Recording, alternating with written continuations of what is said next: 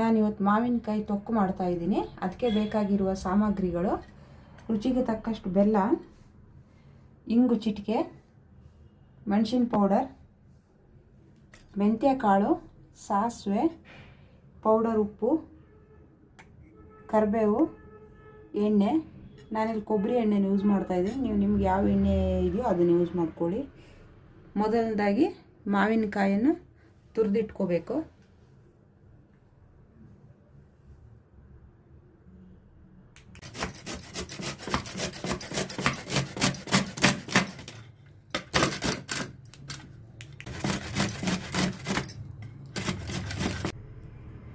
ತುರಿದಿರೋ ಮಾವಿನಕಾಯಿ ಹಾಕೋಣ. ಮೊದಲನೇದಾಗಿ ಮೆಂತ್ಯ ಕಾಳನ್ನು ಡ್ರೈ ರೋಸ್ಟ್ ಮಾಡ್ಕೊಳ್ಳೋಣ.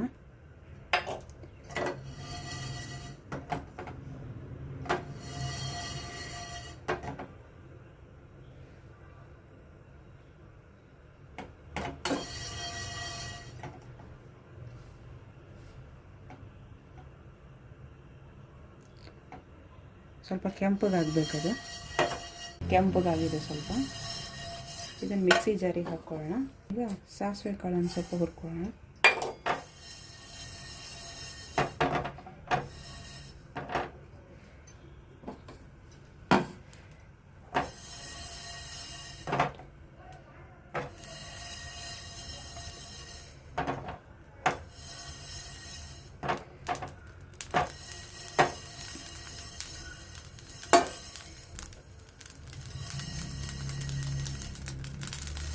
ಈಗ ಇದನ್ನು ಮಿಕ್ಸಿ ಜಾರಿಗೆ ಹಾಕ್ಕೊಂಡು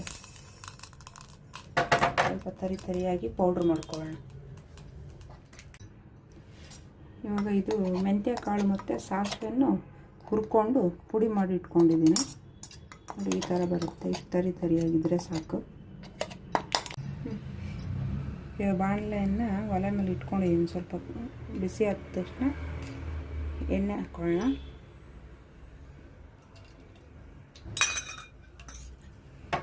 ಎಣ್ಣೆ ಚೆನ್ನಾಗಿ ಸ್ವಲ್ಪ ಕಾಯಲಿ.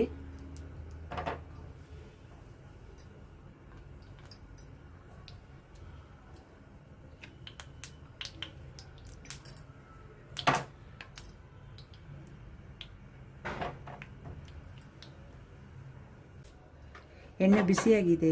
ಇದಕ್ಕೆ ಇವಾಗ ಒಗ್ಗರಣೆಗೆ ಸ್ವಲ್ಪ ಸಾಸಿವೆ ಕಾಳು ಹಾಕೊಳ್ಳೋಣ.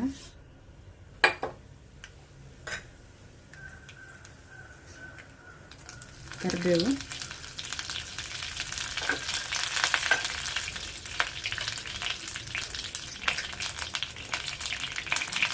ಚಿಟಿಕೆ ಹಿಂಗೆ ಹಾಕ್ತಾ ಇದ್ದೀನಿ.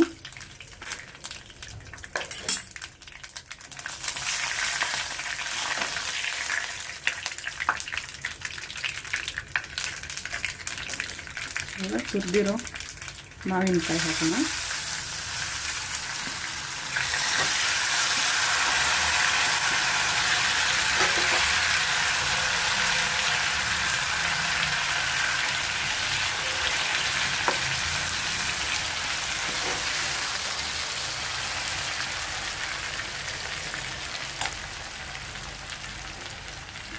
ಉಪ್ಪು ಹಾಕ್ತಾ ಇದ್ದೀನಿ.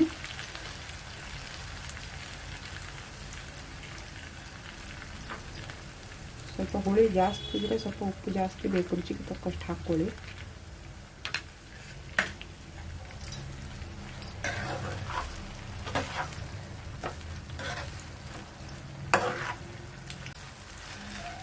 ಚೆನ್ನಾಗಿ ಹುರ್ಕೋಬೇಕು. ಸ್ವಲ್ಪ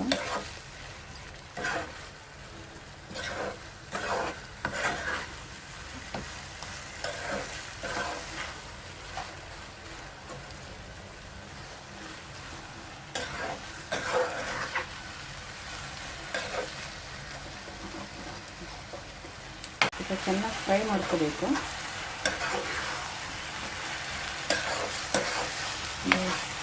ಸ್ಮೆಲ್ಲೆಲ್ಲ ಸ್ವಲ್ಪ ಹೋಗಲಿ.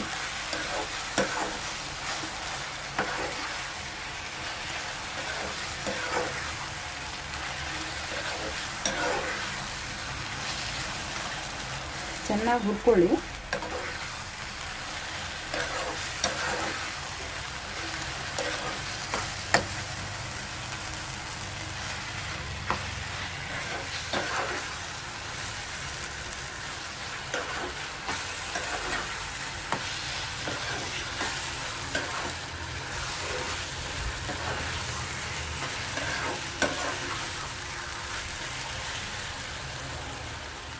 ಖಾರಕ್ಕೆ ತಕ್ಕಷ್ಟು ಮೆಣಸಿನ ಪೌಡ್ರ್ ಹಾಕ್ತಾಯಿದ್ದೀನಿ.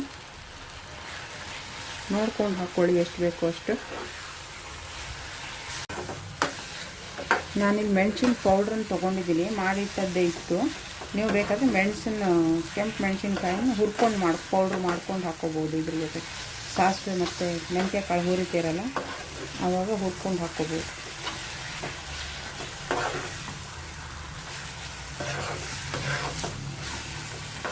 ಇದು ಎಣ್ಣೆ ಬಿಟ್ಕೋಬೇಕು, ಅಷ್ಟು ತನಕ ಹುರ್ಕೊಳ್ಳೋಣ ಚೆನ್ನಾಗಿ.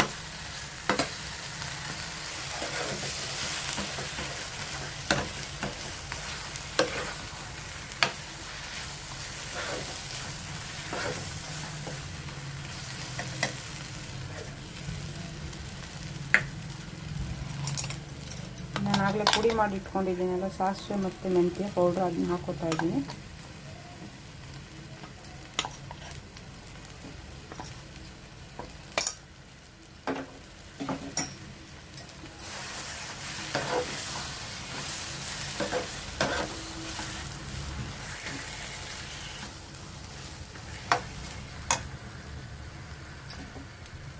ಚೂರು ಬೆಲ್ಲ ತೊಗೋತೀನಿ, ಇಷ್ಟ ಇದ್ದಾಗ ಹಾಕ್ಕೋಬೋದು, ಇಲ್ಲ ಅಂದರೆ ಆಪ್ಷನಲ್ಲಿದು.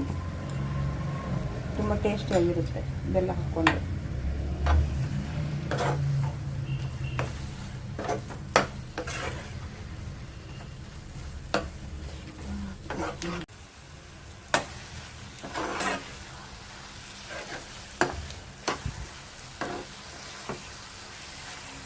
ನೋಡಿ ಇವಾಗ ಇದು ಎಣ್ಣೆ ತಳ ಬಿಡ್ತಾ ಇದೆ.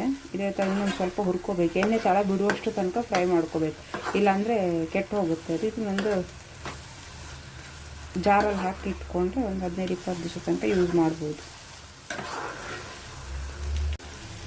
ಅನ್ನದ ಜೊತೆನೂ ಚೆನ್ನಾಗಿರುತ್ತೆ, ಚಪಾತಿ ದೋಸೆ ಎಲ್ಲ ಚೆನ್ನಾಗಿರುತ್ತೆ. ಅನ್ನದ ಜೊತೆ ತುಪ್ಪ ಹಾಕಿ ಕಲಿಸ್ಕೊಂಡು ತಿಂದರೆ ತುಂಬ ಚೆನ್ನಾಗಿರುತ್ತೆ.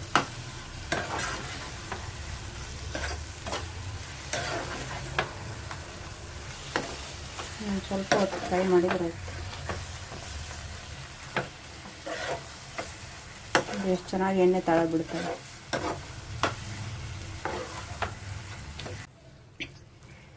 ಇದೇ ಥರ ಟೊಮೆಟೊನಲ್ಲೂ ಮಾಡ್ಬೋದು, ಹುಣಸೆಕಾಯಿನಲ್ಲೂ ಮಾಡ್ಬೋದು, ಹುಣಸೆ ಹಣ್ಣಿನ ರಸ ಹಾಕಿನೂ ಮಾಡ್ಬೋದು.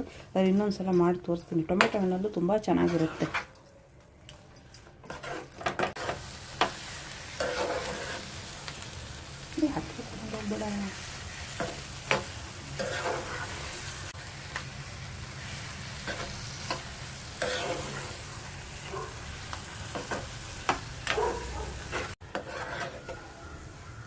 ನೋಡಿ ಇವಾಗ ಇದು ಆಗಿದೆ, ಎಣ್ಣೆ ಎಲ್ಲ ಬಿಟ್ಕೊಂಡು ತುಂಬ ಚೆನ್ನಾಗಿ ಬಂದಿದೆ.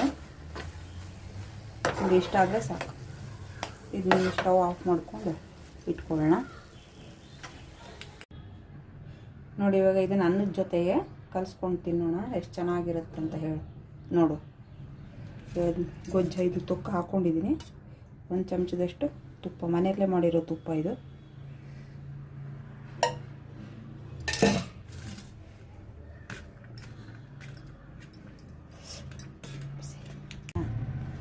ಇವಾಗ ನನ್ನ ಮಗಳಿಗೆ ಒಂದು ತಿನ್ನಿಸ್ತೀನಿ, ಹೆಂಗಿದೆ ಅಂತ ಅವಳೆ ರುಚಿ ಹೇಳಿ ಈಗ ಟೇಸ್ಟ್ ಹೆಂಗಿದೆ ಅಂತ.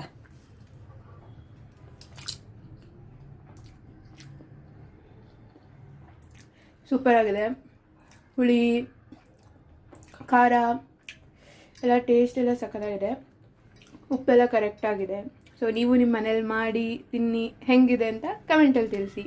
ಲೈಕ್ ಮಾಡಿ, ಶೇರ್ ಮಾಡಿ, ಸಬ್ಸ್ಕ್ರೈಬ್ ಮಾಡಿ, ಸಪೋರ್ಟ್ ಮಾಡಿ ಹೀಗೆ. Thank you.